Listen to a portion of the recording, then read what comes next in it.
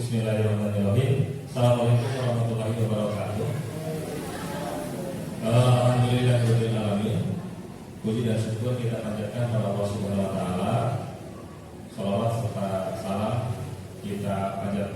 kita curahkan kepada Nabi Muhammad SAW, keluarganya, para sahabatnya, para tabi'in dan seluruh umatnya termasuk kita semua.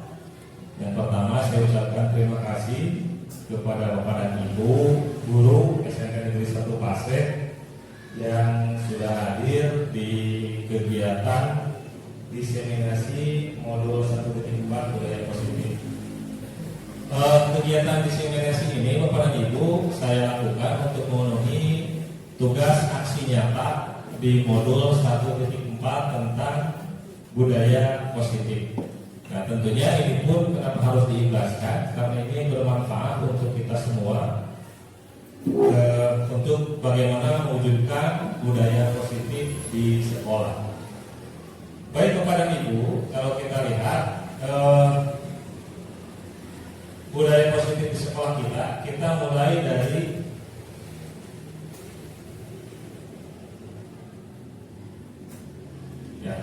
tujuan pendidikan. Kita lihat lagi, kita mengingatkan kembali tujuan pendidikan menurut Ki Hajar Dewantara.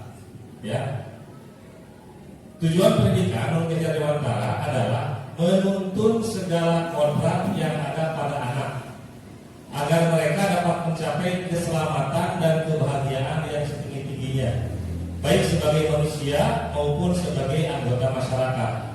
Oleh sebab itu, pendidik itu hanya dapat menuntun tumbuh atau hidupnya kekuatan kodrat yang ada pada anak-anak agar dapat memperbaiki lakunya, bukan dasarnya, hidup dan tumbuhnya kekuatan kodrat anak. Jadi tujuan pendidikan itu kita menjadi guru bukan merubah sifat anak, bukan merubah kodrat anak, karena sebagai manusia kita tidak bisa. Tapi kita hanya menuntun. Kalau diibaratkan petani atau peternak, kita nggak bisa merubah tanaman padi menjadi panennya jagung, nggak bisa. Tapi kita hanya menuntun bagaimana si padi itu bisa berbuah, bagaimana anak itu bisa berhasil dengan melihat kodrat anaknya, dan kita hanya merawatnya saja. Itu untuk tujuan pendidikan. Jadi diingat-ingat. Dan yang namanya nuntun itu berarti ya harus dibawa kepada ibu.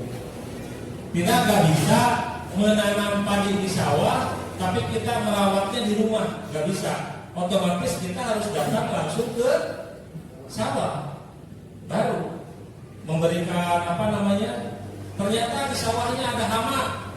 Kata petani, kata guru, ternyata sama anak ini ada hamanya. Harus apa pupuknya? Nah kita yang memberikan, kita hanya memberikan pupuk, merawat tanahnya sehingga anak itu berhasil.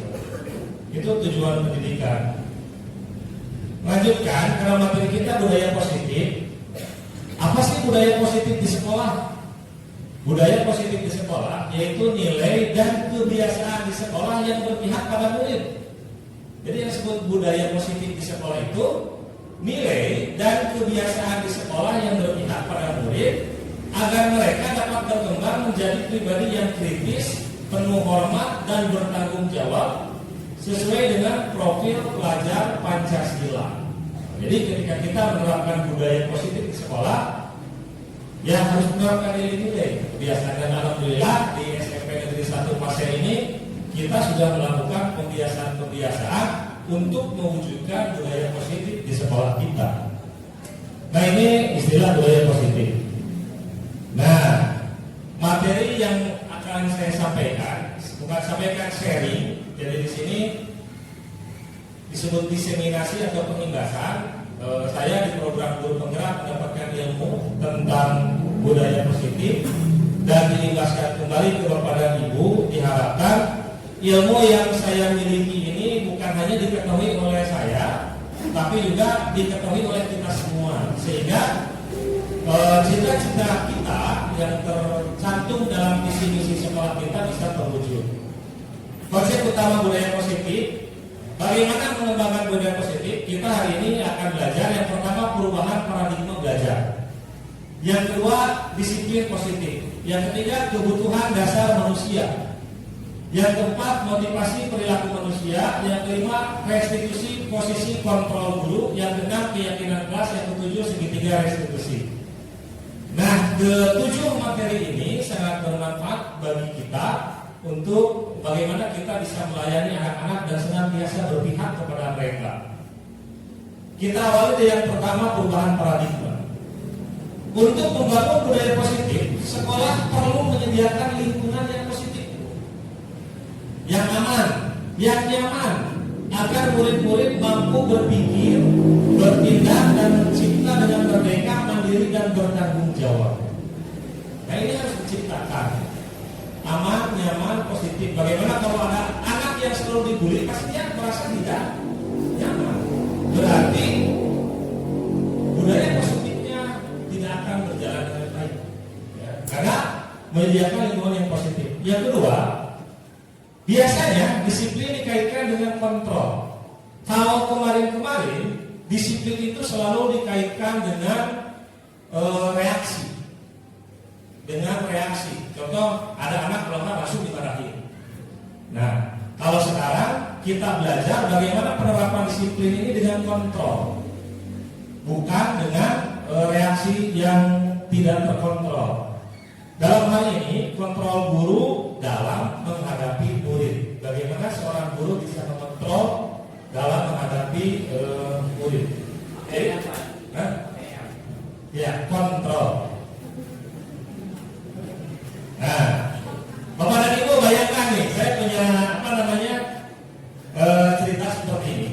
Seandainya Bapak dan Ibu seperti ini, Anda dan teman Anda akan melakukan kegiatan cobalah buka. Ini judulnya cobalah buka. Anda adalah A. Ini Pak Ustadz Jaya A. Tugas Anda adalah menghafalkan salah satu tangan Anda. Coba Anda bayangkan bahwa Anda menyimpan sesuatu yang berharga di dalam kepalan tangan Anda.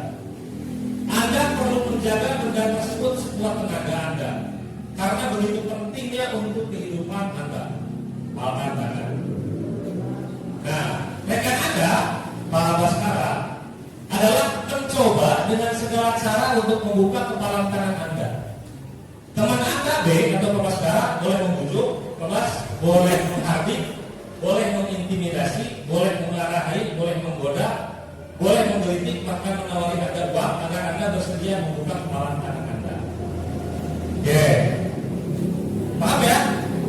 Coba Pak Bas minta Pak Ustadz Jaya untuk membuka kepalan tangannya dengan cara terserah Pak Baskara, mau membujuk, mau menghardik, mengintimidasi. Sebentar aja, sebentar. Di depan Pak?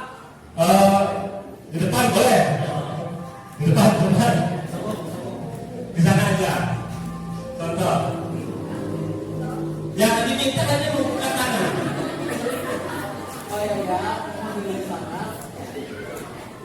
Pak Yaya mau dengan senang, tolong buka kepala Bapak.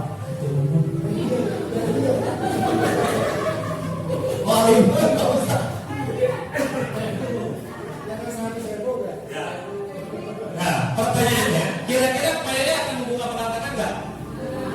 Kenapa?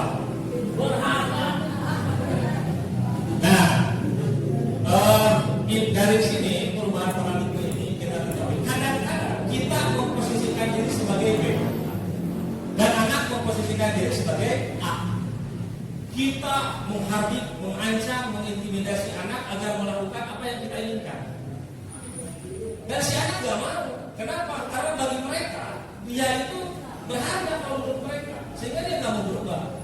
Dan kita tetap mengancam dan ternyata tidak berhasil. Karena dalam pola pikir kita bahwa kita orang yang lebih dewasa berhak mengintimidasi orang yang lebih muda, bahwa kita yang lebih tua berhak memarahi anak, berhak menakut-nakuti anak. Itu mari kita rubah ke paradigmanya, dan ternyata nggak bisa. Paradigmanya menurut Dr. William Glasser dalam ilusi kontrol, perubahan paradigma teori kontrol, ilusi guru mengontrol murid. Tugas guru itu bukan retak, tapi kita mengontrol murid. Kedua, semua penguatan positif, efektif dan bermanfaat. Jadi harus ada penguatan. Kalau istilahnya dulu reinforcement. Yang ketiga, ilusi bahwa kritik dan membuat orang merasa bersalah dapat menguatkan karakter. Dan yang terakhir, ilusi bahwa orang dewasa memiliki hak untuk memaksa. Nah dulu ilusi paradigma ini yang harus dirubah oleh kita dalam pembelajaran. Kalau kita menemukan saat ini, apakah kita masih merasakan bahwa kita sebagai orang dewasa memiliki hak untuk memaksa anak? Nah, ini yang harus paradigma yang harus dirubah. Karena ternyata Tuhan itu menciptakan perasaan yang sama. Rasa sedih anak kecil punya, orang tua punya, dewasa punya. Rasa marah sama. Jadi jangan menganggap para budak atau bukan perasaan. Mau bukan dari hati, sama. Cuma kita yang egonya tinggi merasa kita bisa merasa. Kita bisa membuat orang bersalah dan menguatkan karakter. Kita menganggap dengan mengkritik habis-habisan akan menguatkan karakter anak. Nah belum tentu kepada ibu. Nah ini bisa dilanjutkan materi selanjutnya, disiplin positif. Nah apa yang tergambar dari bapak dan ibu ketika mendengar kata disiplin? Menurut bapak dan ibu disiplin itu apa? Menaati peraturan. Jawabannya sudah terbayang. Pasti kalau mendengar kata disiplin, pasti urusannya dengan hukuman, pasti urusannya dengan peraturan. Mari kita lihat bapak dan ibu. Disiplin berasal dari bahasa Latin disiplina yang artinya belajar. Jadi disiplin itu belajar. Yang kedua, makna asal dari kata ini berkonotasi dengan disiplin diri dari murid Sokrates dan Plato. Disiplin diri membuat orang menggali potensinya menuju sebuah tujuan apa yang dia hargai. Yang ketiga, namun dalam budaya kita makna kata disiplin telah berubah menjadi sesuatu yang dilakukan seseorang kepada orang lain untuk mendapatkan kepatuhan. Di budaya kita yang tadinya disiplin itu merupakan membuat orang menggali potensi di dalam dirinya untuk dengan apa yang dihargai, di kita yang tadi betul. Dalam budaya kita, makna kata disiplin berubah menjadi sesuatu yang dilakukan seseorang kepada orang lain untuk mendapatkan kepatuhan. Betul ya? Wah, kepatuh dianggap tidak disiplin. Karena yang kita tahu disiplin itu harus taat, harus memiliki kepatuhan. Lanjut. Kecenderungan umum adalah menghubungkan kata disiplin dengan ketidaknyamanan. Pernahkah bapak dan ibu mendengar kata disiplin dengan nyaman? Pasti ketika mendengar kata disiplin tidak nyaman. Kita mengikuti pelatihan, mengikuti prajabatan, peraturan. Ketika membaca nyaman gak? Anak pun sama. Ketika melihat tata tertib masuk kelas, udah jalan semangat tuh. Nyaman. Pasti berarti dikit. Nah, membuat tidak nyaman bukan dengan apa yang kita hargai atau pencapaian suatu tujuan mulia. Yang tidak nyamannya. Kita lanjut. Ini yang baru, Bu. Disiplin adalah kemampuan memerintah diri. Jadi yang disebut disiplin itu kemampuan memerintah diri sendiri dalam mengontrol dan menguasai diri untuk memilih tindakan yang mengacu pada nilai-nilai yang kita hargai dengan penuh tanggung jawab tanpa terperintah dari orang lain. Contoh bukan disiplin itu apa? Sholat. Ini saya bilang kamu gak boleh sholat, tapi karena udah menjadi nilai yang sangat kita hargai, lalu dia sholat kemana? Serasa punya hutang. Itu contoh alat disiplin dalam agama Islam. Di dalam disiplin yang suka sholat tidak disiplin karena dia menguasai diri untuk memilih tindakan yang mengacu pada nilai-nilai yang dihargai dengan penuh tanggung jawab dan terperintah dari orang lain. Tidak ada yang perintah dari orang lain, dari takut-takutin tapi nah itu. Yang kedua, apa nilai yang kita hargai? Nilai yang kita hargai itu adalah nilai kebajikan. Apa nilai kebajikan? Sifat positif manusia yang merupakan tujuan mulia yang ingin dicapai setiap individu. Jadi nilai kebajikan itu sifat positif yang ingin dicapai oleh setiap individu. Nah, dalam konteks pelajar Indonesia, kebajikannya itu adalah yang sesuai dengan profil pelajar Pancasila. Yang pertama, beriman, bertakwa kepada Tuhan Indonesia dan berakhlak mulia. Yang kedua, gotong royong. Yang ketiga, mandiri, kreatif, bernalar, kritis. Nah, itu arahan sementara kebajikan yang diterapkan dalam profil pelajar Pancasila. Apa kebajikan itu? Nilai-nilai yang ingin dicapai atau sifat positif manusia yang merupakan tujuan mulia yang ingin dicapai setiap individu. Itu kebajikan. Nah, jadi disiplin itu bukan berarti taat aturan. Disiplin itu kemampuan melihat diri sendiri. Jadi kalau melihat anak melakukan disiplin, dia mau ada guru, ya gitu. Karena udah menjadi nilai bagi dia. Style saya ini. Nah, yang belum menaati peraturan, bahwa itu dari sebuah disiplin kita lihat dengan nilai-nilai kebajikan. Lanjut. Nah, ini profil pelajar Pancasila. Beriman, bertakwa kepada Indonesia dan Malaysia, berkebinekaan global. Yang ketiga, bergotong royong. Yang keempat, kreatif. Yang kelima, bernalar kritis. Yang keenam, mandiri, ya Bapak dan Ibu. Nah, lanjut Bu. Tadi yang pertama paradigma perubahan pelajar. Yang kedua, disiplin positif. Jadi disiplin positif itu bukan lagi taat aturan, tapi sudah merupakan nilai yang dia miliki. Ini yang ketiga Bapak dan Ibu, kebutuhan dasar manusia. Cung yang tahu ada berapa kebutuhan dasar manusia? Hah? Coba. Ada yang tahu? Lain? Sandar, pangan, papan. Saat ini ya, 3. Ada yang lain? Kebutuhan dasar manusia berapa? Dan ini dimiliki yang disebut, apakah manusia hanya yang sudah dewasa? Orang yang baru lahir pun disebut manusia. Anak kecil manusia, kakek-kakek, nenek-nenek manusia. Nah, kita samakan manusia. Nah, ini kebutuhan dasar manusia. Berapa sih? Yang kita tahu sementara 3 ya, sandar, pangan, papan. Sandarnya apa? Pakaian, pangan, makanan, papan. Kalau udah punya 3, udah cukup. Cukup. Pakai benar, pakaian bagus, kaya, tapi nggak ada yang mencintai, nggak ada yang berhati, nggak cukup. Yang 3 nggak cukup. Itu kebutuhan dasar, ya. Realitas Bapak dan Ibu, kebutuhan setiap orang berbeda. Dan kebutuhan setiap orang itu berbeda.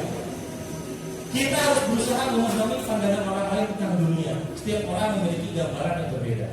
Kenapa di sini kita belajar kebutuhan dasar manusia? Agar ketika kita mau menjudge seseorang, kita paham kenapa orang ini melakukan ini, kenapa siswa ini melakukan ini. Kebutuhan dasar yang mana yang dia tidak miliki. Sehingga yang muncul dari kita persepsi positif, bukan persepsi negatif. Baik, kita mulai. Kebutuhan dasar manusia itu ada 5 Bu. Nah, ini dalam bahasa Inggris, tapi pasti Ibu ngerti. Yang pertama, survival. Kebutuhan dasar manusia pertama itu survival. Apa survival? Mempertahankan hidup. Betul. Salah satu cara bertahan hidup bagaimana? Makan. Apakah kita nikah termasuk survival? Iya, Pak. Pertahankan keturunan kita.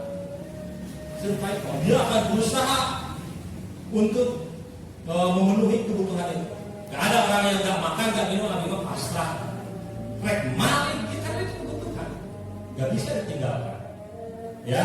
Yang kedua belonging, yang ketiga power, yang keempat freedom, yang kelima fun.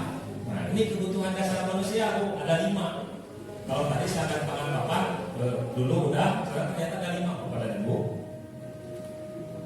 Nah, ini bahasa Indonesia tadi kasihan.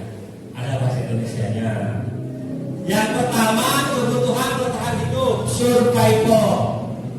Nah, contoh kepada Ibu, ada anak suka ngambil makanan temennya.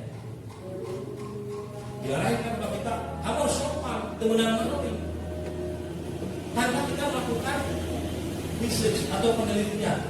Ternyata kita tahu di rumahnya dia nggak makan dulu. Ayah ibunya dari suku muda berangkat kerja. Ya anak itu dia berarti dia tidak terpenuhi kebutuhan bertahan hidup. Karena tidak terpenuhi kebutuhan bertahan hidup, dia akan melakukan apapun. Yang kedua, kebutuhan manusia itu love and belonging, Bapak Ibu. Cinta dan kasih sayang. Setuju ya? Bagaimana perasaan kalau kita kalau tidak ada yang mencintai, tidak ada yang menyayangi? Mobil punya 10, rumah punya 100, baju berbudak-budak bagus semua. Tapi kita sakit gak pernah ada yang nanya, sendiri aja hidupnya. Apa kita merasa terpenuhi kebutuhan hidup kita? Sayang dan cinta dan kasih sayang itu dari orang tua, dari teman. Kenapa kalau bilang maaf ya? Oh dari itu bertemu. Jadi begini, berarti anak-anak seperti itu dia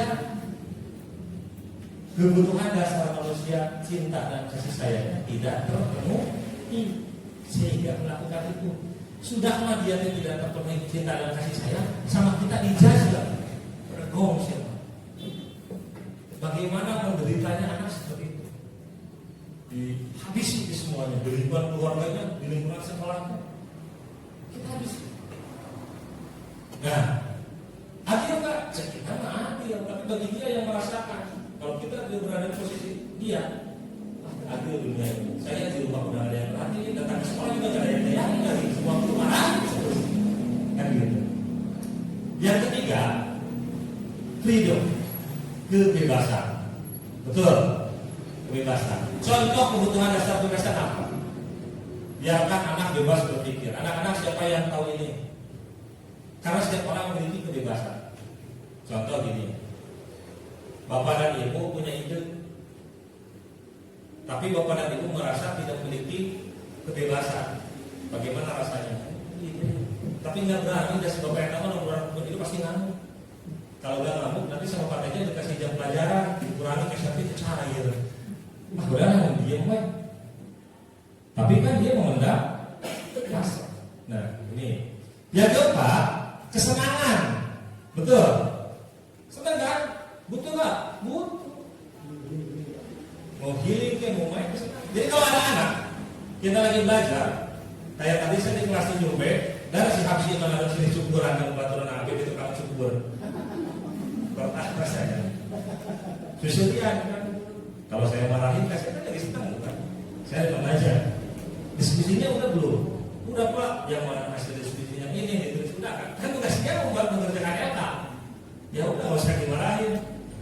Yang penting dia kan orang doaan, pun tenaga pembantu, dia pasti dicukur. Oh dia lagi senang, gitu sih kalau kata. Ya. Nah yang kelima, kekuasaan. Semua orang butuh memiliki kebutuhan dasar kekuasaan. Betul nggak?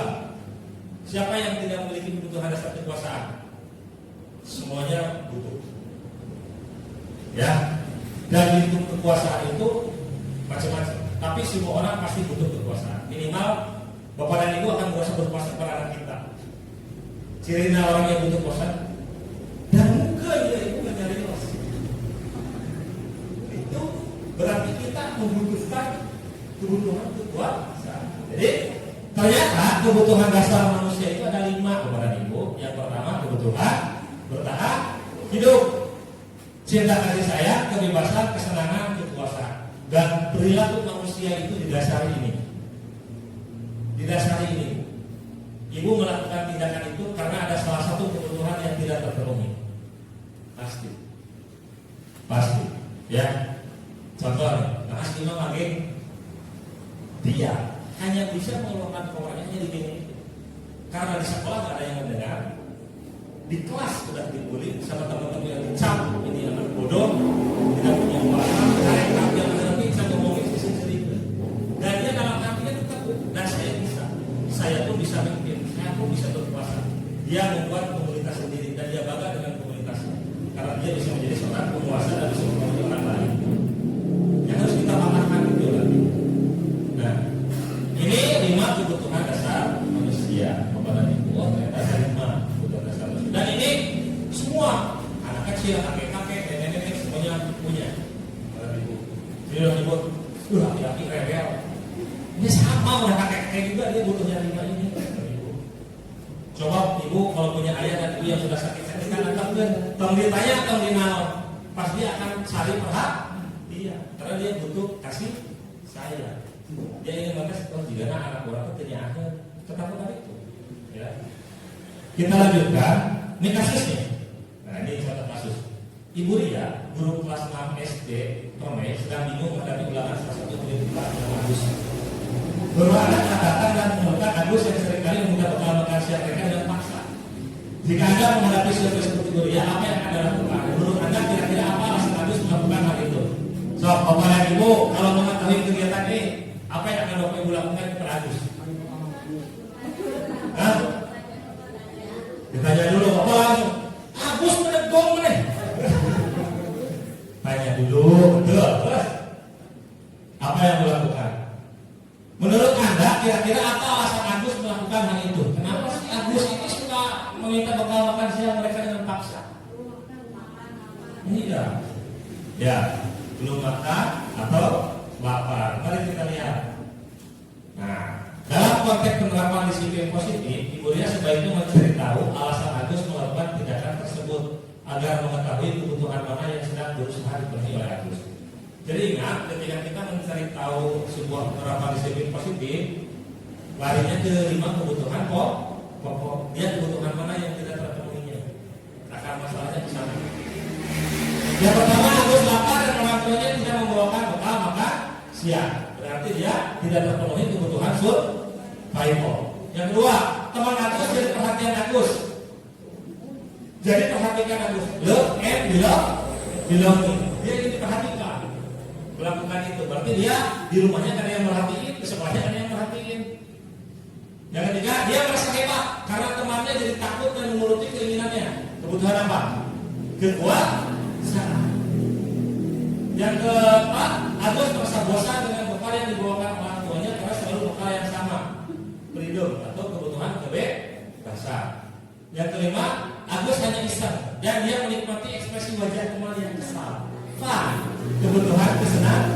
Nah, ternyata si anak itu ketika melakukan suatu tindakan kepada itu tetap dia ingin memenuhi kelima kebutuhan itu. Nah, kelima kebutuhan itu. Nah, ada kan? Ya kita aja lah kadang-kadang mah kita sebenarnya gak punya masalah, gak punya apa. Cuma ada sebelum meninggalin cerita nama gitu. Atau gitu kan. Ada pan gitu. Kalau lagi muat hiburannya cuma aja gitu kayak bisa sehari asal. Ya. Nah, ini ternyata balik lagi ke 5 kebutuhan dasar. Tindakan kita itu sama, Bu. Tindakan kita juga sama. Maju kepada Ibu. Yang keempat, tadi enggak ya kebutuhan dasar manusia. Kebutuhan dasar manusia ada 5 sudah. Teori selanjutnya adalah teori motivasi perilaku manusia. Nah, kita ke motivasi. Tadi sudah disiplin positif sudah, 5 kebutuhan dasar manusia sudah. Sekarang motivasi, Bu. Motivasi itu apa kalau menurut kepada Ibu? Hah? Dorongan, penyemangat. Ternyata kepada Ibu, motivasi itu ada 2. 1, motivasi eksternal, 2, motivasi internal. Nah, contoh motivasi eksternal kepada Ibu. 1, motivasi eksternal muncul untuk menghindari ketidaknyamanan atau hukuman. Apa yang akan terjadi apabila saya tidak melakukannya? Tuh, anak-anak rapi bajunya, tata tertib. Tapi itu hanyalah motivasi eksternal. Tapi mungkin juga ada yang internal. Kalau yang eksternal, dia menghindari ketidaknyamanan atau hukuman agar tidak dihukum aja. Dia taat karena hanya ingin tidak dihukum. Sehingga ada sebut pelajar budak di hadap dia ternyata di luar mah berarti dia memilikinya motivasi eksternal. Yang kedua, motivasi kedua untuk mendapatkan imbalan dari orang lain atau institusi. Apa yang akan saya dapatkan apabila saya melakukannya? Jadi yang kedua hanya dapat pujian atau imbalan. Belajar, rajin, semangat, selalu menjawab. Ternyata dia mah hanya benar-benar harusnya. Gitu. Udah dapat konten halus mah, udah baik mau cari itu nanti. Baik itu bisa. Baik pokok ini. Biarin aja lupa juga, ya. Nah ini motivasi eksternal. Nah, tujuan disiplin positif adalah menumbuhkan motivasi internal. Di dalam budaya positif itu bagaimana menumbuhkan motivasi internal. Untuk menghargai diri sendiri menjadi insan sesuai harapan kita. Itu motivasi internal. Untuk menghargai diri sendiri menjadi insan sesuai harapan kita. Tuh, yang tadi dicontohkan Bu Semi kenapa sholat? Dia menghargai diri sendiri. Dan saya udah punya identitas saya seperti itu. Sehingga ketika kita melihat ada orang berjudi, mau nggak? Kadang-kadang dijual juga nggak mau. Kenapa? Karena kita sudah punya motivasi internal. Saya orangnya bukan seperti dia. Nah ini motivasi internal. Untuk menghargai diri sendiri menjadi insan sesuai harapan kita. Nah, tujuan kita itu bagaimana si anak ini motivasinya sudah berubah. Yang awalnya motivasi eksternal menjadi motivasi internal. Sehingga nggak ada guru, ya dia termotivasi tetap. Ya. Nah ini teori motivasi perilaku manusia. Motivasi internal atau motivasi intrinsik berdampak jangka panjang. Bukan sehari tahun, jangka panjang. Motivasi yang tidak akan terpengaruh pada adanya hukuman atau hadiah. Mau dikasih hadiah, mau dia dihukum, ya. Bukan takut-takut, tapi memang sudah menjadi nilai saja. Mereka akan tetap berperilaku baik dan berlandaskan nilai-nilai kebajikan karena mereka ingin menjadi orang yang menjunjung tinggi nilai-nilai yang mereka hargai atau mencapai suatu tujuan mulia. Nah ini motivasi internal. Selama ini pernahkah kita terbersit bahwa motivasi itu dari eksternal dan internal? Kalau saya pribadi selama ini belum. Jangan saya mengawasi apakah dia motivasinya sudah eksternal, sudah internal, dan meskipun sebetulnya kelihatan. Ya. Nah ini motivasi internal. Yang kedua hukuman dan penghargaan. Selanjutnya hukuman dan penghargaan. Di dalam motivasi ada yang disebut hukuman, ada yang disebut penghargaan. Hukuman adalah suatu bentuk prosedur atau tindakan yang diberikan kepada individu atau kelompok atas kesalahan, pelanggaran atau kejahatan yang telah dilakukan. Sedangkan penghargaan sesuatu yang diberikan pada perorangan atau kelompok jika mereka melakukan suatu keuluman di bidang tertentu. Dan hukuman itu terjadinya dengan penghargaan. Hindari hukuman dan pemberian penghargaan berlebihan agar meminimalisir motivasi eksternal dalam murid. Jadi untuk menumbuhkan motivasi internal atau meminimalisir motivasi eksternal agar kita menghindari hukuman dan pemberian penghargaan berlebihan. Contoh motivasi eksternal apa? Kalau menjadi menurut guru, syukur bersyukur. Tidak ada seperti tadi. Dia belum memiliki motivasi internal. Apakah akan perubahan? Tidak akan berubah. Dia hanya takut itu aja. Nanti lanjut kalau budaya positif nanti akan mulai nyambung. Hindari hukuman dan pemberian penghargaan berlebihan agar meminimalisir motivasi eksternal. Nah, ini kegiatan tematik. IPA kurang menguasai pelajaran matematika, sehingga pada saat pelajaran tersebut berlangsung, dia lebih banyak berdiam diri atau menggambar di buku pelajarannya. Pada saat guru matematikanya pas yang menanyakan pertanyaan, IPA menjadi gugup dan tak sengaja menjatuhkan tasnya dari kursi, serta tiba-tiba menjadi gagap pada saat lupa menjawab. Seluruh kelas pun tertawa melihat perilaku IPA yang bicara tergagap dan terkejut tersebut. Pas Seno pada saat itu membiarkan teman-teman IPA menertawakan IPA yang tergagap dan malu luar biasa. Malahan minta IPA untuk maju ke depan dan berdiri di depan kelas sambil menunjuk hidungnya karena tidak bisa menjawab pertanyaan Seno. Bodoh. Kelas makin gaduh dan anak pun tertawa melihat IPA di depan kelas memegang ujung hidungnya. Pertanyaannya, apakah Anda setuju dengan tindakan Pak Seno terhadap IPA? Kenapa?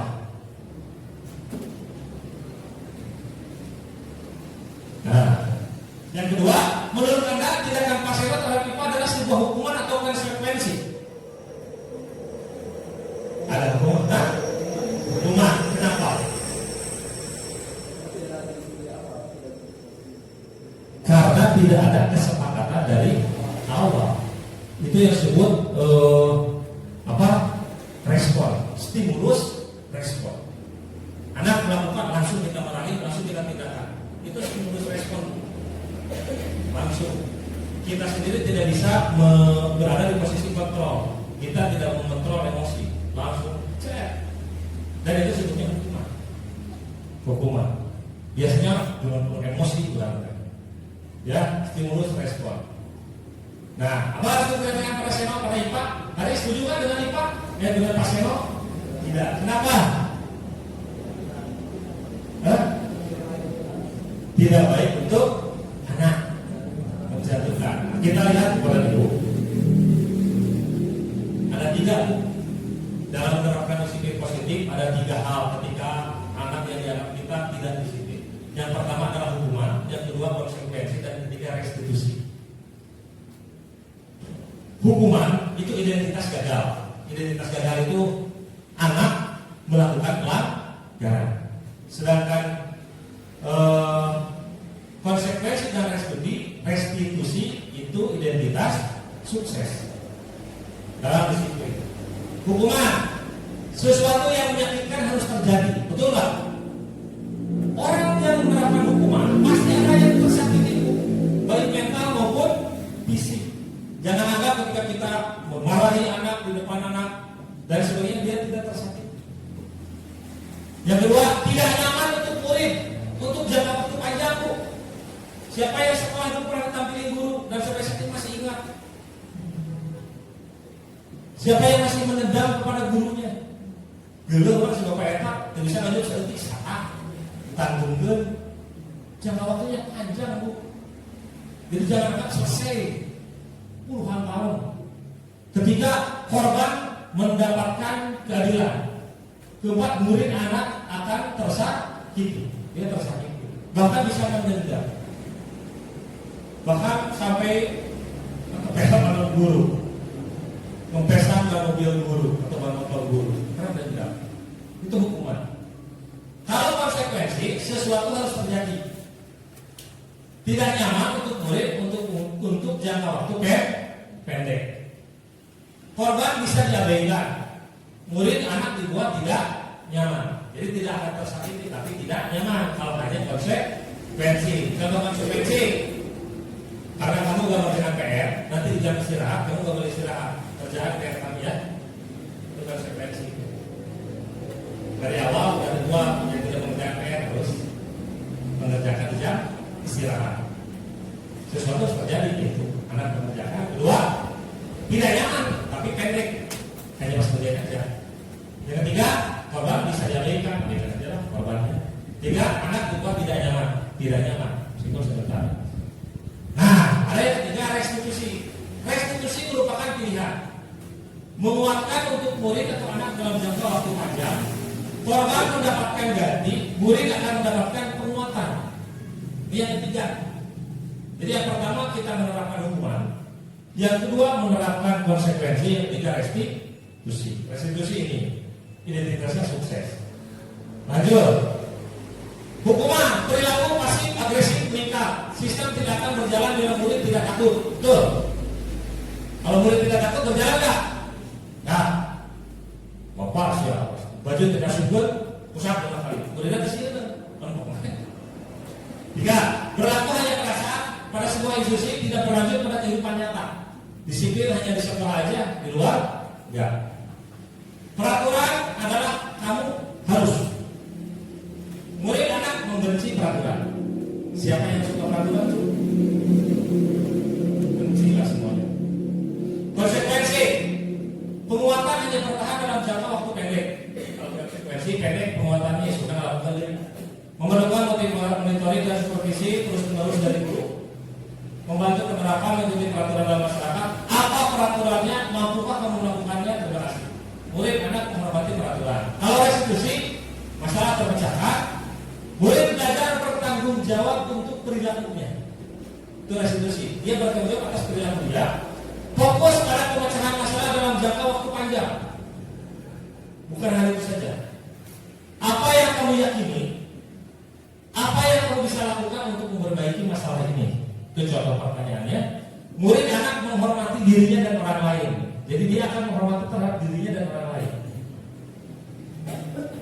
Negatif, netral, positif.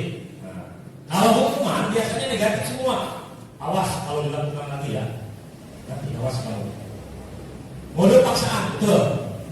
Hukuman itu pasti mode paksaan. Mendorong menyalahkan diri. Konsep diri buruk. Orang yang dihukum dia udah menyamakan diri bahwa saya anak nakal, saya anak buruk. Udah menjadi main set dia. Mulai anak belajar menyembunyikan kesalahan. Oh jujur, dia akan berusaha untuk menyembunyikan kesalahannya. Kamu tadi kalau enggak pak, pasti. Mau langsung iya. Karena dia tahu bahwa kita akan menerapkan hukuman. Maka dia akan melakukan. Mencoba mengontrol anak dengan penguatan negatif. Kalau real, kalau ternyata konsekuensi, lakukan apa yang saya katakan. Jadi harus stimulus respon, mendorong kepatuhan, konsep diri baik, anak belajar lalu juga mengontrol. Kalau restitusi itu positif. Apakah hal ini yang sebenarnya kamu inginkan? Emang kamu seperti ini itu emang kamu cita-citanya itu seperti ini. Dan saya yakin setiap orang yang tidak ingin memiliki dasar emang yang menjadi orang jahat tidak ada. Teori kontrol mendorong disiplin positif, konsep diri kuat, murid anak belajar mencegah masalah, anak paham bahwa dirinya sendiri yang pegang kendali atau kontrol. Kita tidak disuruh oleh orang lain sudah bisa pegang kendali atau kontrol. Anak kalau dewasa saya yakin bisa. Nah, ini identitas sukses. Dampak pada murid. Ini dampaknya Bapak Ibu. Kalau kita menerapkan hukuman, dampaknya marah murid itu. Merasa bersalah, rendah diri, mengasingkan diri. Tiba-tiba tidak diharapkan atau sangat melukai. Hukuman itu dibuat oleh guru. Menyakiti, guru menjalani konsekuensi dengan menyalahkan, mengkritik, menyindir, merendahkan. Pasti itu yang akan kita lakukan. Menyindir, merendahkan, menyalahkan. Kalau konsekuensi yang kita terapkan, kehilangan hak, waktu jeda seorang diri, take out, penahanan. Itu. Yang kedua, suka diketahui, masuk akal, dibuat oleh guru dan murid. Kalau konsekuensi kan ada kesepakatan. Membantu guru menyatakan peraturan, melakukan peringatan dan melakukan konsekuensi. Kalau restitusi, murid atau anak tidak kehilangan waktu, namun bersemangat untuk memperbaiki diri. Itu yang akan muncul. Nanti ada contoh restitusi berupa undangan untuk mengadakan restitusi dibuat oleh murid. Jadi dia sendiri yang membuat perubahan. Menguatkan guru menyebut tidak keyakinan kelas, membimbing keracuan berpikir restitusi murid dan anak. Ini restitusi. Sekarang mari kita berlatih hukuman atau konsekuensi. Lari mengelilingi lapangan basket 2 kali karena terlambat hadir sekolah. Hukuman atau konsekuensi? Kenapa? Gak ada hubungannya antara lari dengan terlambat datang sekolah. Apa hubungannya Bu? Datang terlambat terus lari, emang nyambung? Enggak. Membersihkan coretan yang dibuatnya di meja tulis. Konsekuensi hukuman. Konsekuensi murid diminta untuk push up 15 kali karena tidak menggunakan masker ke sekolah. Hukuman. Hukuman konsekuensi itu. Hukuman. Kita lihat. Mengganti kertas tugas teman yang telah dicoret-coret. Konsekuensi. Berjemur di lapangan basket pukul 12 siang karena ngobrol dengan teman. Murid diminta bertelanjang kaki sepanjang hari karena tidak menggunakan sepatu warna hitam sesuai peraturan sekolah. Konsekuensi hukuman. Konsekuensi. Berdiri di depan kelas sambil mengangkat kaki satu karena tidak bisa menjawab pertanyaan. Hukuman. Oh paling. Nah, ternyata Bu, itu hukuman yang membawa sepatu itu. Apa hubungannya tidak memakai warna hitam dengan kurang sepatu? Hukuman sebenarnya. Hukuman. Jadi yang konsekuensi memberikan coretan sama mengganti kertas. Nah ini mudah-mudahan ada pencerahan apa sih bedanya hukuman dengan konsekuensi. Nah, sekarang kita belajar posisi kontrol guru. Ini yang ke-6 Bu, kita tinggal gambar dari lagi. Nah kita harus tahu Bapak dan Ibu, ketika kita mau menerapkan restitusi, kita harus tahu dulu posisi kontrol kita di mana. Ada berapa sih posisi kontrol guru? Cuma ada yang tahu? Apakah kita sekarang sudah paham, sudah tahu posisi kontrol yang harus kita lakukan apa? Nah, Mari kita belajar bersama-sama Bapak Ibu. Nah, ini Bapak Ibu. Ada 5 posisi kontrol guru. Yang pertama, penghukum. Kita memposisikan diri sebagai penghukum. Yang kedua, membuat merasa bersalah. Contoh mau merasa bersalah gitu. Kamu gak kasihan sama ibu kamu yang sudah membiayai kamu.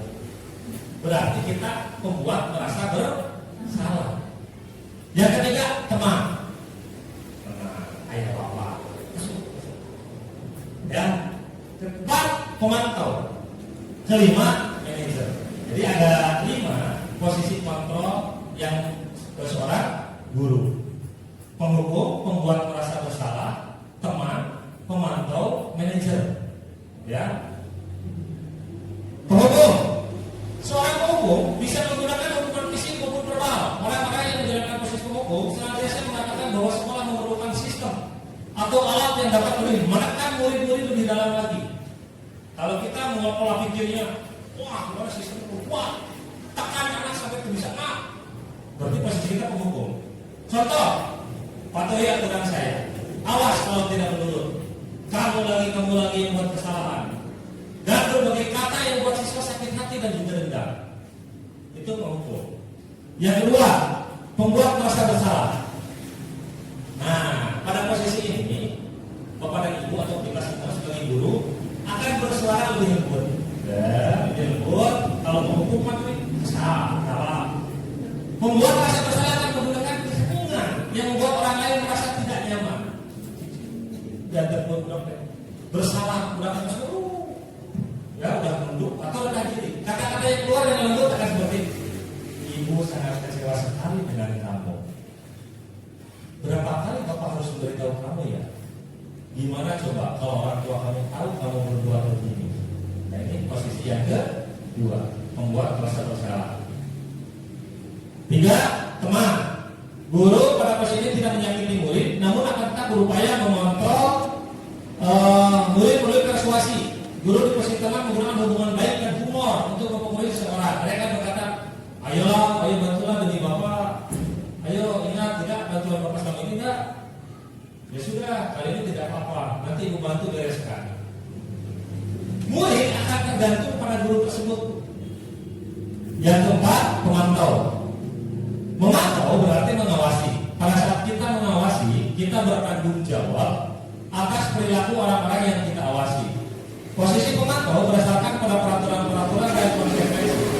Pertanyaan yang diajukan seorang pemantau, kamu tahu peraturannya apa? Apa yang telah kamu lakukan? Sanksi atau konsekuensinya apa?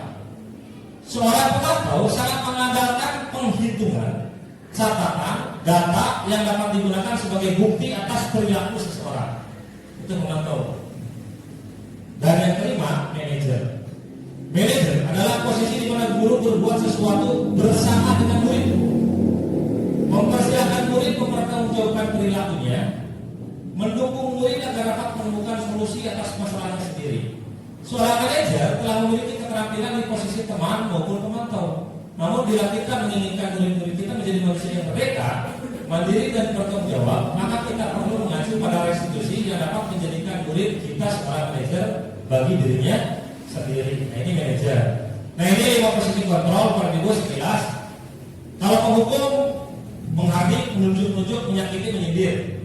Kalau membuat merasa bersalah, berceramah dan mengatakan seharusnya ibu kecewa. Kalau teman membuatkan alasan-alasan untuk muridnya, itu berarti posisi teman.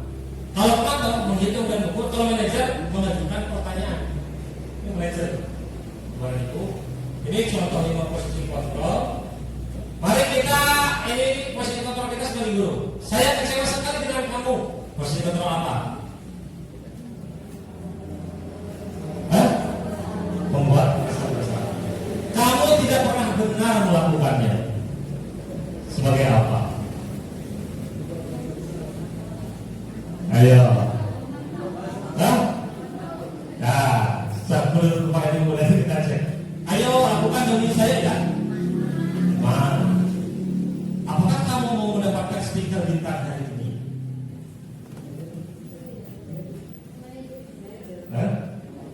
Bagaimana kamu kamu bisa menyelesaikan masalah ini? Kamu selalu yang paling terakhir. Membuat bersama. Kamu selalu yang paling terakhir. Itu penghubung. Itu manajer baru. Apakah kamu mendapatkan stiker di tangan ini? Teman. Ayo ketemu saya dulu teman. Kamu tidak pernah benar mengenai penghubung. Saya kecewa sekali dengan kamu membuat orang merasa bersalah. Maaf ya Bu, posisi kontrol kita ada berapa? Ada 5. Ada 5. Saya yang pertama apa? Penghubung. Kedua, sama 3, 4, 5. Selama ini kita berada di posisi mana kira-kira? Kita aja yang bisa jawab. Saya yakin semuanya Pak. Lebih banyak yang mana yang kita pakai? Apakah manajer? Pak, yang bagus yang mana? Kalau di pendidikan saya di PGP diarahkan seorang guru itu bisa memposisikan diri sebagai manajer, karena tadi fungsinya untuk memberikan motivasi internal. Nah, dan orang kesadarannya sangat berdisiplin positif kepada guru. Nah, yang keenam kita buat keyakinan kelas. Nah, Bu, ada lagi keyakinan kelas. Mengapa tidak peraturan saja? Mengapa harus keyakinan kelas kepada Ibu? Apa bedanya peraturan dan keyakinan? Ini sudah diimani dia. Nah, kalau keyakinan sudah diimani. Ya, nih, mengapa kita harus memiliki peraturan, harus menggunakan helm bila mengendarai kendaraan roda 2? Itu kan peraturan. Kalau keyakinan apa? Sudah menerapkan jiwa. Keyakinannya untuk keselamatan. Nah, itu keyakinan. Sehingga mau ada polisi, mau tidak ada polisi, mau ke kebun maupun jauh dekat, dia akan pakai helm. Karena di dalam dirinya memiliki keyakinan, saya pakai helm bukan peraturan, tapi saya meyakini untuk keselamatan. Bisa dirasakan. Kecuali Cina tidak pakai helm. Ya. Kalau saya lihat Baskara itu sudah menjadi keyakinan. Kalau saya masih belum menjadi keyakinan, kadang-kadang kok polisi sebenarnya di bawah.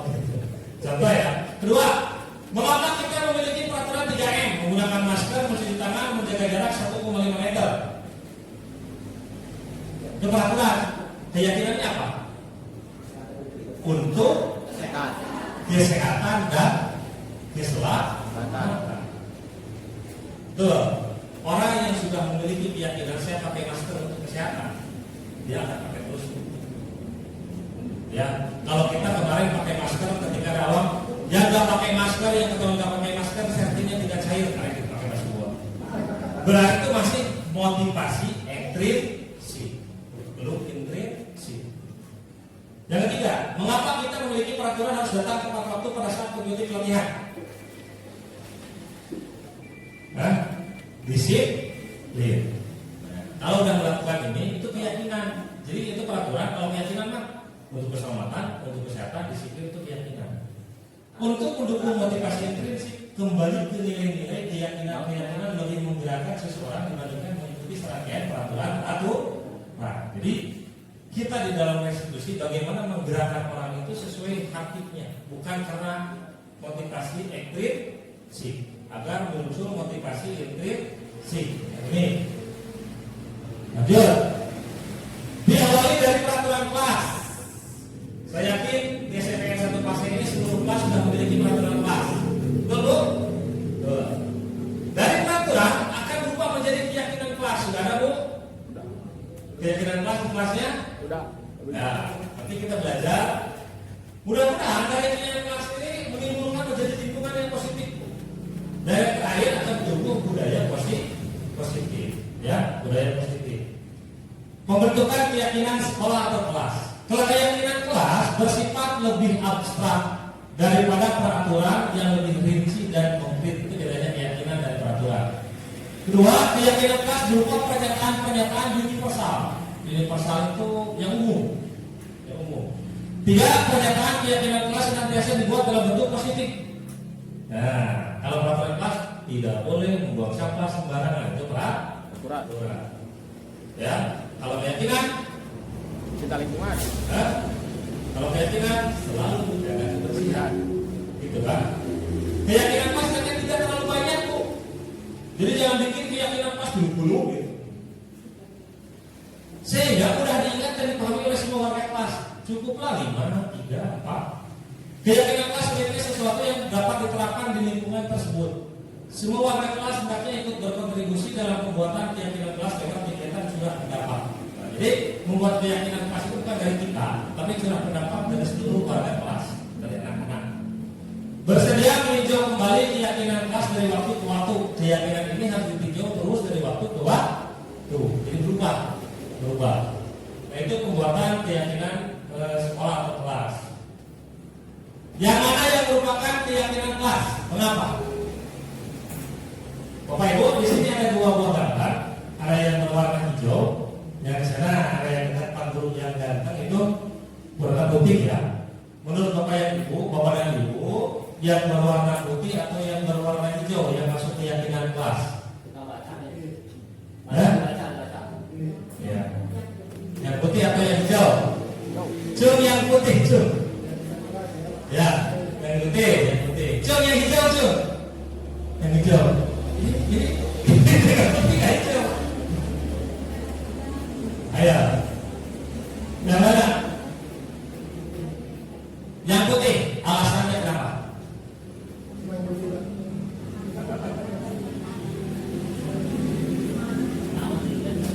Oke. Yang hijau ada nggak? Hah? Oke. Bapak dan Ibu, keyakinan itu sifatnya nilai-nilai universal. Nilai-nilai umum, abstrak, tidak real. Itu keyakinan. Ya. Yang pertama nih, kalau saya berpendapat yang hijau.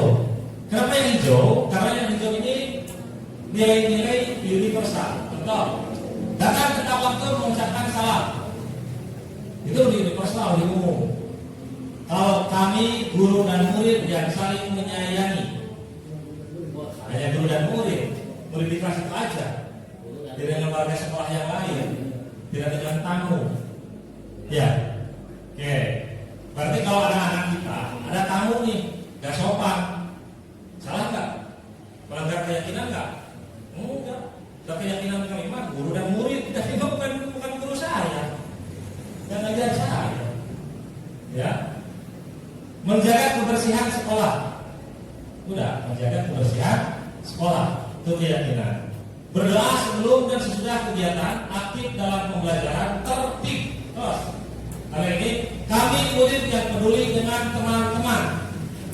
Kami murid yang semangat belajar. Itu masih berbentuk peraturan, tapi dalam kalimat positif. Kalau keyakinan nilainya itu lebih abstrak, lebih universal. Lebih simpel ya, gotong royong, terus mandiri. Kalau ini menjaga kebersihan sekolah, berdoa sebelum dan sesudah kegiatan, aktif dalam pembelajaran, tertib. Itu keyakinan. Nah nanti ada sebetulnya cara membuat keyakinan dan kesepakatan. Nih, kita berubah nih peraturan. Selalu kembalikan buku ke tempatnya. Keyakinan kelasnya apa? Keyakinan kelasnya kira-kira kata-katanya. Kalau kita membuat keyakinan kelas, Anda sudah selalu membuat kembalikan buku ke tempatnya. Bagaimana keyakinan kelasnya? Ya, dilarang mengganggu orang lain. Keyakinan kelasnya apa? Saling menghargai. Berarti menjadi keyakinan bahwa di kelas saya harus saling menghargai. Hadir di sekolah 15 menit sebelum pembelajaran dimulai. Disiplin. Dilarang melakukan kekerasan. Saling menyayangi. Itu keyakinannya. Dibuat. Dilarang menggunakan narkoba. Aturan. Atau di sana kesehatan. Bergantian atau menunggu giliran. Nah, seperti gunakan masker. Jangan berlari di kelas atau koridor. Jadi yang sebelah kanan itu peraturan, yang sebelah kiri keyakinan kelasnya ini. Selalu kembali kembalikan buku ke tempatnya. Tanggung jawab. Menghormati orang lain. Menghormati orang lain berkomitmen. Keselamatan, menghormati orang lain. Dilarang menggunakan narkoba, kesehatan. Menghormati orang lain bersabar. Kesehatan, keselamatan, keamanan. Nah, yang kita tulis itu di tiap kelas harus ada keyakinan kelas. Dan itu sehingga nanti kita lari ke segitiga restitusi bukan dia. Oke, nah ini yang terakhir Bapak dan Ibu, segitiga restitusi. Dia itu saya dalam bukunya Restitution, Restructuring School Discipline telah merancang sebuah tahapan untuk memudahkan para guru dan orang tua dalam melakukan proses untuk menyiapkan anaknya untuk melakukan restitusi bernama segitiga restitusi. Jadi kita mengenal restitusi, posisi kontrol, kebutuhan dasar, bahwa untuk menerapkan restitusi itu bisa dilakukan dengan segitiga restitusi langkah-langkahnya. Ini bukan hanya di sekolah, tapi di rumah. Di rumah juga kita harus ada keyakinan rumah. Keyakinan dibuat dengan keluarga kita semua. Dan melakukan restitusi. Nah, ini segitiga restitusi ada 3 langkah Bapak dan Ibu. Langkah yang pertama menstabilkan identitas. Langkah yang kedua validasi kebutuhan. Langkah yang ketiga menanyakan keyakinan. Itu 3 langkah. Yang pertama menstabilkan identitas, validasi kebutuhan, menanyakan keyakinan. Ya. Contoh menstabilkan identitas. Setiap orang pasti pernah melakukan kesalahan. Kamu bukan satu-satunya yang pernah melakukan ini. Contoh nih Bapak Ibu, anak-anak yang berantem di kelas, panggil. Kira-kira anaknya masih emosi nggak? Emosi. Begitu anak lagi emosi, apa kita diemosikan lagi? Yang pertama stabilkan dulu identitas dia. Yang dari identitas gagal menjadi identitas sukses. Yang kedua, validasi kebutuhannya. Divalidasi kebutuhan dia. Yang ketiga, membuat atau menanyakan keyakinan. Menstabilkan identitas untuk membuat anak yang merasa gagal karena berbuat salah menjadi positif terhadap dirinya. Guru berkata, contoh nih, berbuat salah itu hal yang manusiawi. Itu contoh kata-kata menstabilkan identitas. Tidak ada manusia yang sempurna sebenarnya. Betul, emang tidak ada manusia yang sempurna. Jadi seolah-olah di awal kita mendukung dia, kesalahannya langsung dijatuhkan. Bapak Ibu juga pernah buat salah. Kita pasti bisa menyelesaikan permasalahan ini. Bapak Ibu tidak tertarik untuk mencari tahu siapa yang benar, siapa yang salah. Bapak Ibu lebih tertarik untuk menyelesaikan masalah. Kalau kamu menyalahkan dirimu sendiri terus-menerus, apakah kamu bersikap baik pada dirimu sendiri? Itu menstabilkan identitas. Yang kedua, validasi kebutuhan. Membantu murid mengenali basic need, kebutuhan dasar yang ingin dipenuhinya ketika melakukan kesalahan itu. Pada dasarnya, setiap tindakan manusia tujuannya adalah memenuhi kebutuhan dasar. Apakah itu penguasaan, kebebasan, kasih sayang, dan rasa diterima, kesenangan atau bertahan hidup. Contoh, guru berkata, kamu bisa saja melakukan hal yang buruk, tapi kamu tidak melakukannya kan? Kamu pasti punya alasan mengapa melakukannya. Apa yang penting bagi kamu? Kamu boleh tetap berusaha menjaga sikap itu, tapi tambahkan sikap yang lain yang baru. Maukah kamu belajar cara lain untuk mendapatkan yang kamu butuhkan tanpa harus mengukur? Apakah kamu bisa melakukan dengan lebih baik besok lagi? Nah ini udah tidak benar, boleh divalidasi kesalahannya. Karena setiap orang kalau dipanggil itu dia tidak akan langsung pakai buku. Jangankan anak-anak, kita aja lagi diam, saya sekolah, kalau panggil pas begitu datang harus distabilkan dulu, karena belum paling stabilkan dulu, validasi. Yang terakhir menanyakan keyakinan. Anak melihat kesalahan dihubungkan dengan norma sosial dan nilai-nilai yang mendasari manusia berinteraksi dengan orang lain. Apa nilai yang kita percaya di kelas sekolah kita? Nilai-nilai manusia apa yang kita sepakati? Ingatkan lagi, kalau di kelas yang baru masih ingat kan ya dengan kelas kita apa aja? Ingatkan lagi. Menurut kamu kelas yang ideal itu seperti apa? Kamu ingin jadi anak seperti apa? Apa yang kamu rasakan ketika kamu melakukan itu? Kamu menjadi orang yang seperti apa? Nah ini menanyakan keyakinan sehingga si anak menemukan jati dirinya sendiri. Nah ini intervensi 30 detik. Apakah kamu ingin lebih baik? Apakah saat ini kamu sedang menjadi orang yang sedang kamu inginkan? Ini kata-kata yang biasa kita intervensi anak ketika berdiskusi dengan anak. Apakah kamu bisa mengubah kegiatan di kamu saat menjadi sikap yang membantu sampai dengan apa yang kamu inginkan? Peraturannya apa? Peraturannya apa? Baik Bapak dan Ibu, sebelum ditutup, ini hanya contoh saja Bapak dan Ibu. Oh, ini nggak bisa dilihat, bisa dibuat, bisa dibuka. Ini membuat resti segitiga restitusi. Jadi di dalam segitiga restitusi itu yang pertama menstabilkan identitas, yang kedua validasi kesalahan, yang ketiga menanyakan keyakinan. Diharapkan dengan itu muncul motivasi prinsip Pak capek giliran manggilannya. Biasanya tidak begitu jam, misalnya 2 persen saja. Dan kalau anak melakukan kesalahan, kita lakukan segitiga restitusi. Contoh segitiga restitusi. Ada banyak sebetulnya contoh segitiga restitusi. Bapak Ibu tinggal nanti dilihat di YouTube bagaimana pelaksanaan segitiga restitusi. Nah di sini hari ini kita di dalam membangun budaya positif, mulanya kepada Ibu.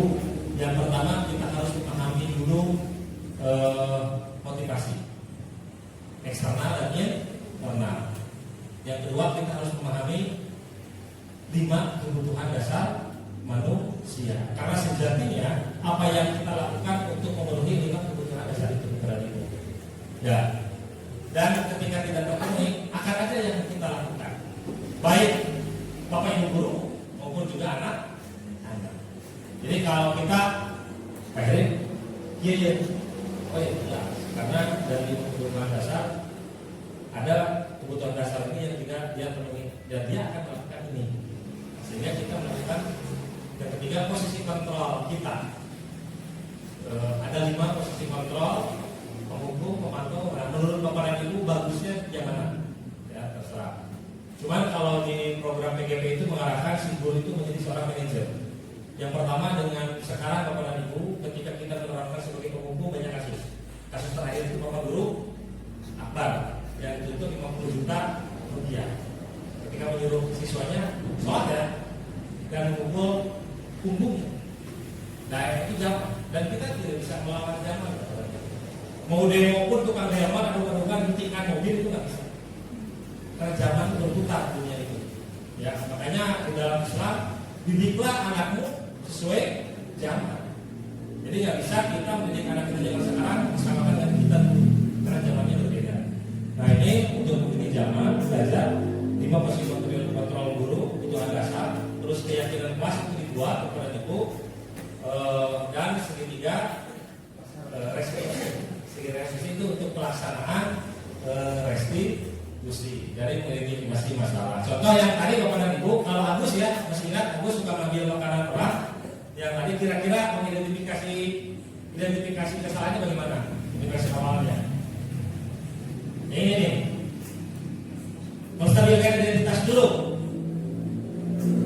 Panggil. Duduk Agus. Ya. Gimana kabarnya? Baik. Jangan pasang kok. Duduk. Tahu. Bapak dengar kamu suka merebut makanan sih teman kamu. Dia masih bercerita. Ya. Kalau kita dengerin aja. Dengerin. Iya. Bapak juga kayaknya sama. Kalau Bapak lapar, di rumah nggak sarapan, uang nggak punya, ya pasti minta malu merebut. Pas mendukung kan sudah iya Pak. Tapi kamu cuma melakukan itu saja. Langsung mengidentifikasi masalah dan tenang. Baru yang kedua, setelah stabil, validasi kebutuhan. Menurut Agus, perilaku Pak Agus itu emang Agus yang bisa bagus kan? Kan bagus itu kan dia jadi Agus kan? Enggak apa? Enggak, nggak mungkin dia bilang bagus. Kalau kita berbicara halus, dia akan keluar. Atau yang kedua, maukah kamu belajar cara lain untuk mendapatkan kebutuhan? Apa kamu bisa melakukan lebih baik besok lagi?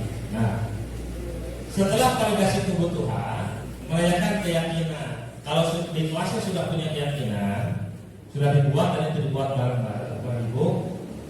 Nah, nilai-nilai keyakinan menghormati, saling menyayangi, saling menghormati. Kira-kira itu saling melanggar keyakinan yang mana?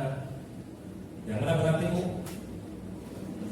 Saling menghargai. Saya tidak Bu, begini. Di dalam menanyakan keyakinan kita tanya lagi. Kira-kira Agus bisa nggak memperbaikinya? Bisa sekali. Kumaha caranya? Jadi coba tidak dari solusinya. Bagaimana caranya kamu memperbaikinya? Ini. Kapan mulai memperbaikinya? Besok. Bagaimana kalau tidak baik lagi? Bagaimana caranya sampai dia mengakui bahwa dirinya bukan kita yang menyuruh, tapi dirinya sendiri bahwa saya harus memperbaiki diri saya. Dan kalau sudah begitu, bahwa percaya Agus anak yang baik, anak yang soleh, pasti akan berubah. Dan kita lihat nanti, mudah-mudahan Bapak akan mendoakan menjadi anak yang soleh. Kita tinggalin aja. Kita tinggal mampu, ada perubahan ya. Kalau ada perubahan, lakukan lagi restitusi seperti itu. Cuma yang harus kita ketahui kepada Ibu, ini kebutuhan dasarnya mana? Sehingga kita muncul ada yang mana? Karena si kebutuhan dasarnya harus terpenuhi. Kalau tidak terpenuhi nggak bisa. Makanya harus dilakukan dengan orang tua deh. Butuh. Kayak ini orang yang kebutuhan dasar kasih saya, lebih bilang ini yang tidak dimiliki di rumah. Dia akan mencari perhatian gurunya. Dia akan masalahnya si guru nanti akan memperhatikan dia, baik dengan cara positif maupun dengan cara negatif. Dan dia akan memanggil guru itu atur. Kalau yang malu, bagi dia karena di rumah saya melakukan kesalahan negara yang ngomong, bebas, bakal sakit negara yang lainnya di sekolah ada yang merhatiin. Dia orang itu merasa terpenuhi bagi bidangnya. Nah itu. Nah itu saja Bapak dan Ibu. Saya yakin penjelasan dari saya ini tidak jelas, masih kurang jelas dan tidak bisa memuaskan. Ini adalah hanya beberapa budaya positif yang dibangun di sekolah yang saya dapatkan di modul 1.4 ini modul terakhir. Wabillahi hidayah. Mohon maaf apabila kekurangan. Assalamualaikum warahmatullahi wabarakatuh.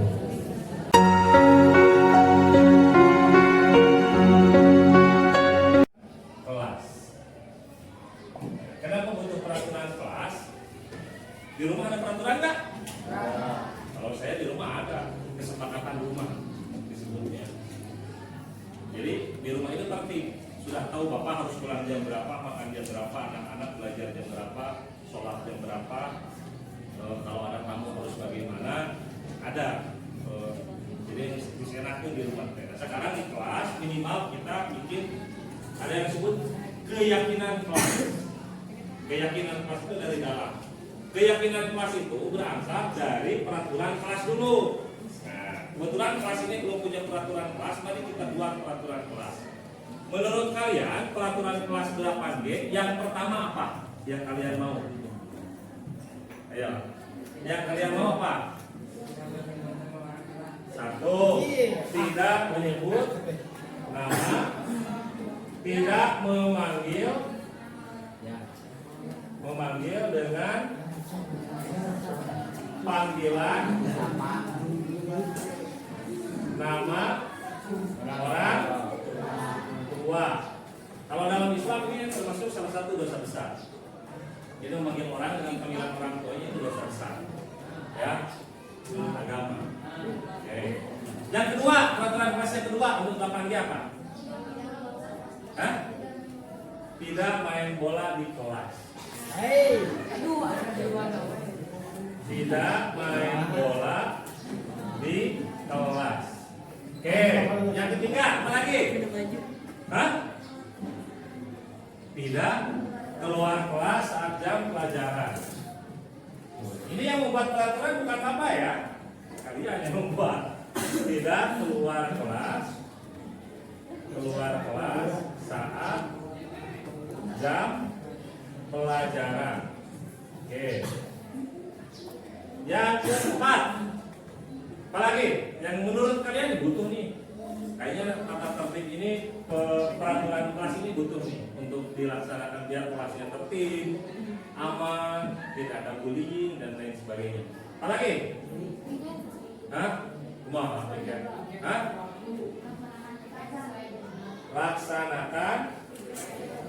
Laksanakan tiket sesuai jadwal.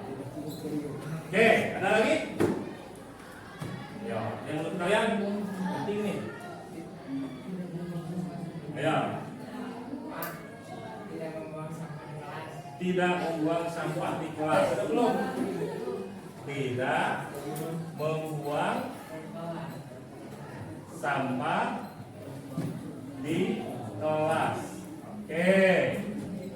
Yang keenam. Masih ada nggak? Apa? Membayarkan tepat waktu. Kelidinya itu nyimir. Membayarkan tepat waktu. Emang berapa kasnya? 3.000 per minggu. Oh murah, 3.000 per minggu. Kan 3.000 per hari mahal. Karena saya dulu waktu jadi wali kelas seminggu 5.000. Oke, kelasnya ini dulu. Tapi sebelum menjadi kelas yang paling juara. Lomba antar kelas yang juara, lomba kebersihan juara. Alumni ngasih dari guru, misalkan Riko, ya, itu wali kelasnya bapak dulu. Nak belalar tuh sarowe, jadi guru, jadi tentara, anaknya bayar, tentang jadi polisi, dipres terus. Oke, 7. Ada lagi nggak? Coba pikirkan. Penting nih peraturan kelasnya untuk 8G. Jadi biar kelas 8G ini beda dengan kelas yang lainnya. Saya punya aturan sendiri, gitu. Hah? Tidak meminjam uang? Tidak membuli. Udah ini ya? Atau tidak membuli boleh. Membuli. Oke, apa lagi? Ada lagi nggak? Berpakaian rapi.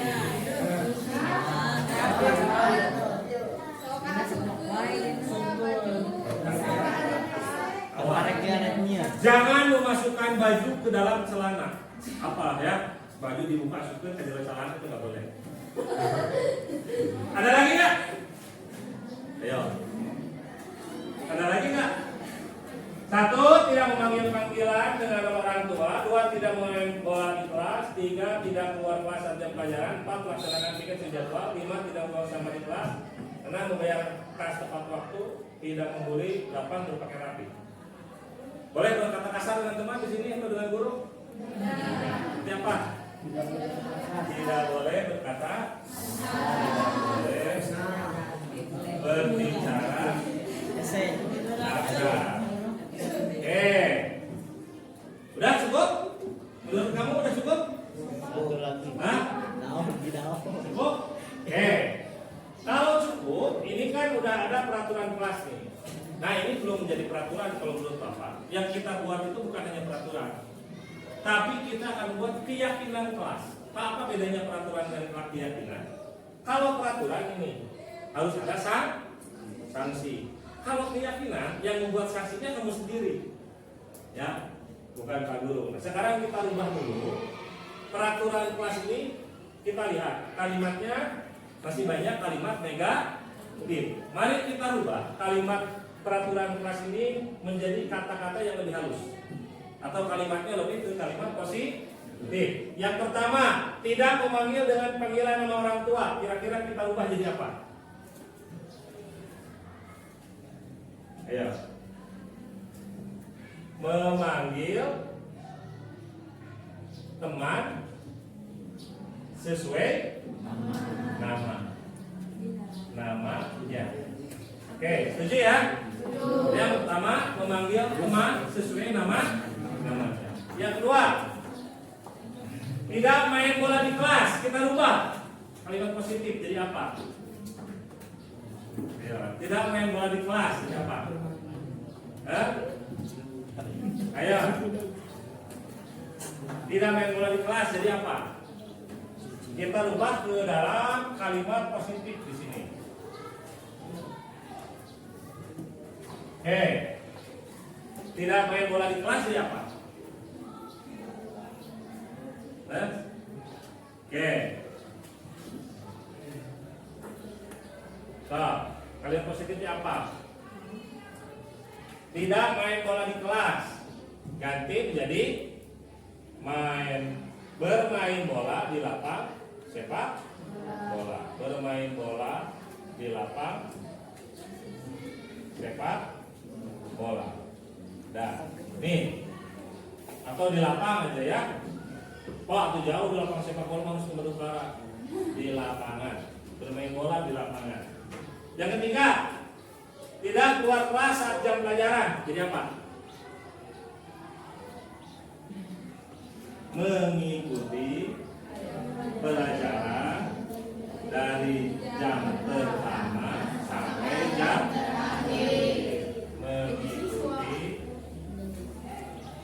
mengikuti pelajaran dari jam pertama sampai jam terakhir. Oke.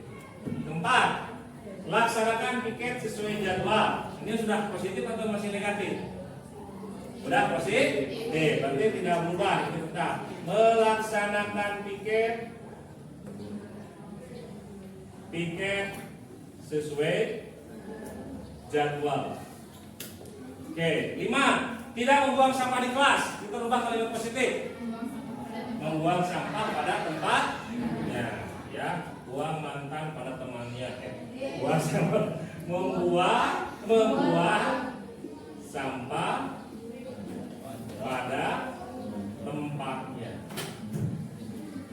Oke, 6, membayar kas tepat waktu. Sudah positif ya? Membayar tepat waktu itu kapan? Hari? Oh, setiap hari Rabu. Membayar kas ganti aku setiap hari Rabu. Oke. Tidak membeli. Apa kalian positifnya tidak membeli? Saling menghargai dan menyayangi. Berpakaian rapi sudah kalimat positif. Terakhir, tidak boleh berbicara kasar. Berbicara sopan. Oke, dan mau ada tambahan. apa? Tidak boleh melihat Google saat ujian. Tidak boleh melihat Google saat ujian. Di sini berarti ya, karena masih tidak boleh melihat Google saat ujian. Kita ubah ke kalimat positif jadi apa? Hah? Jadi apa?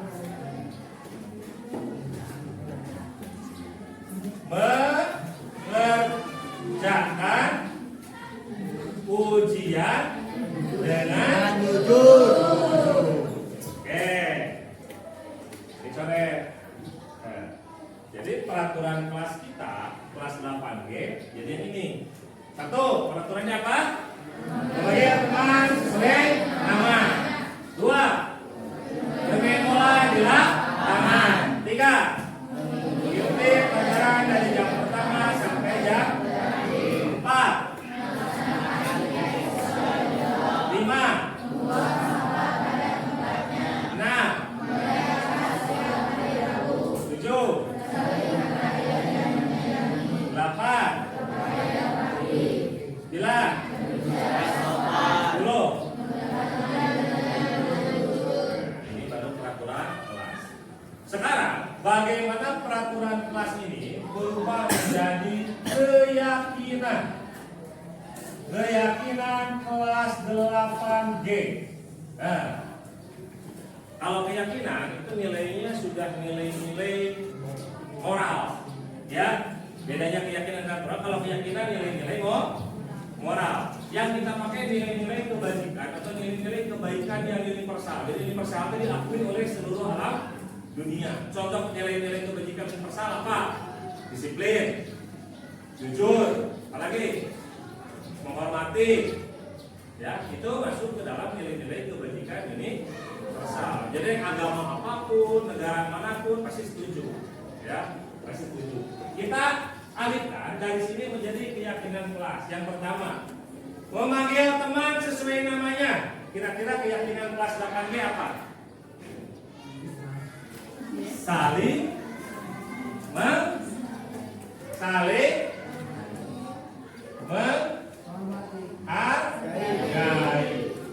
Jadi satu, keyakinan kelas 8G harus saling menghargai. Setuju?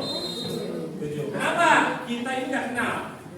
Kalian beda-beda rumahnya, keluarganya berbeda-beda, berkumpul dalam satu kelas.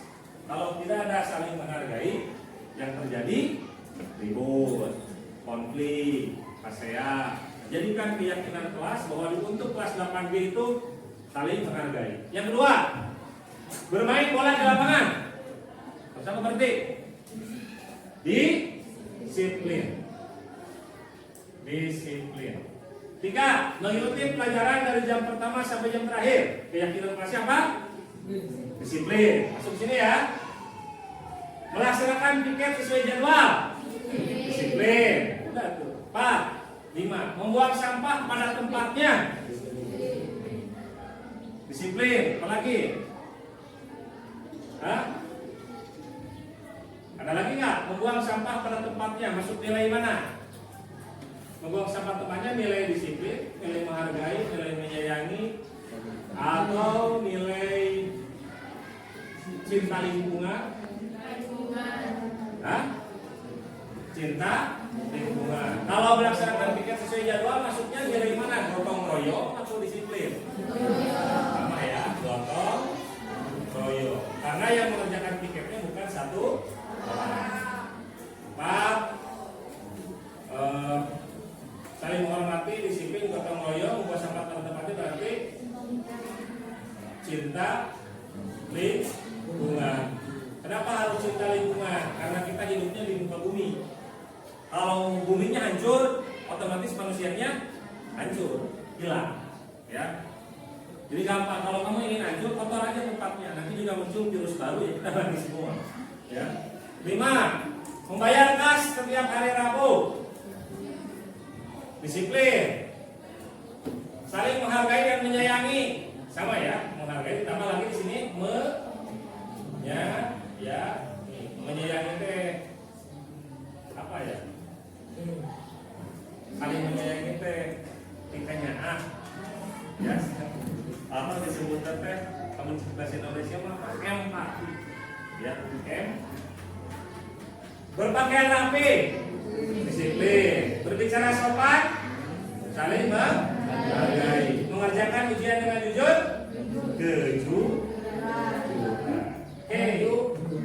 Ini keyakinan kelas 8G.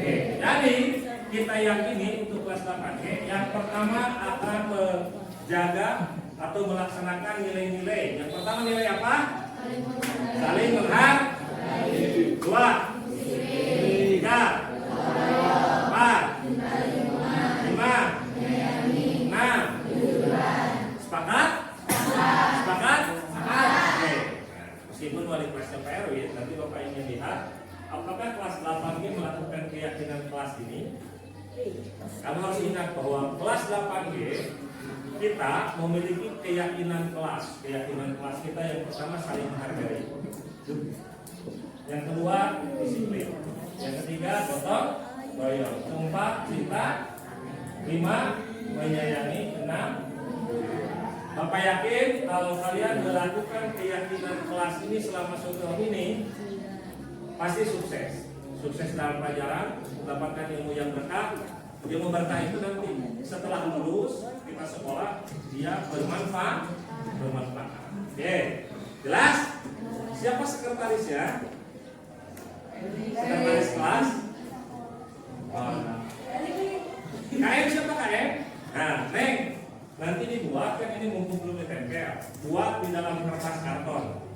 Keyakinan kelas 8G. Tulis ini, saling menghargai, disiplin, gotong royong, cinta lingkungan, menyayangi dan tempel di depan di sini.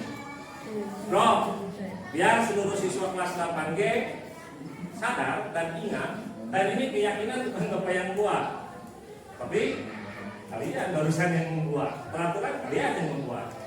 Keyakinan juga kalian yang membuat. Dan ini adalah kesepakatan kita bersama. Paham? Terima kasih. Karena orang-orang bapaknya harus bapak ke atas.